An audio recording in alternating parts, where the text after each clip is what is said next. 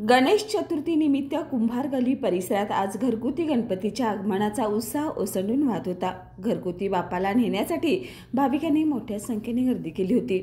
अगोदरच कुंभारांकडे ठरवून ठेवलेले गणपती आज वाद्याच्या गजरात मंगलमय वातावरणात घरी घेऊन जाण्यात आले। यावेळी लहान मुले, महिला वर्ग, ज्येष्ठ नागरिक अशा सर्व मंडळींमध्ये उत्साहाचं वातावरण होतं। या आगमन सोहळ्यात मोठ्या गणेश मूर्तीबरोबरच लहान गणपती आणि अगदी छोटे गणोबा देखील होते। कोणी पारंपरिक वाद्याच्या तालावर बापाला घरी नेत होते, तर कोणी सजावट करून आपल्या लाडक्या बापांचं स्वागत केलं। काही जणांनी तर टू व्हीलरवरूनही आपल्या गणरायाला घरी नेलं। गणेश चतुर्थीच्या निमित्तानं कुंभार गल्लीतील वातावरण भक्तिभाव, उत्साह आणि मंगलमयाने नटले होते।